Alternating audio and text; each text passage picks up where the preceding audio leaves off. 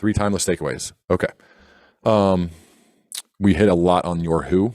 So really focus on your who, people who are ahead of you, people who are beside you, people who are behind you. So those who have done things that you admire and you really admire the manner in which they've done it. Those are the ones both probably ahead of you and beside you, and then behind you, putting yourself in the position of being a teacher and helping others. One, because it's the right thing to do. Two, because you learn a lot through teaching. Number 2, I would probably say have a writing practice. Get the thoughts from your mind onto the page.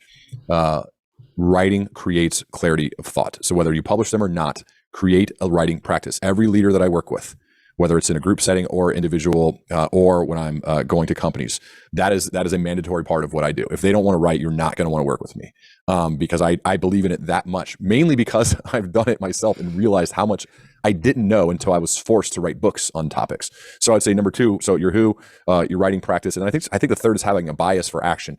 I don't like to bifurcate the world, but in a world of talkers and doers, be the doer. We learn who we are in practice, not in theory. That Hermione Ibarra said that, meaning, yes, you can read books and you should. And yes, you should listen to podcasts. You should do all that. But you also should take what you were learning and immediately put it into action. Have a mind of an experimenter, because you learn the most from doing it. When I played football, I definitely learned from watching film. I learned from practice. I learned from watching the guys in front of me. But I learned the most when I was actually on the field under the bright lights with guys coming after me, trying to get me, right? That's what I learned. And the same is true for giving keynote speeches, for leading a team meeting, for writing a book, for hosting a podcast. We learn who we are by actually doing it. So having a bias for action, meaning like in a world of what am I going to do? Well, I'm going to actually take action on whatever it is.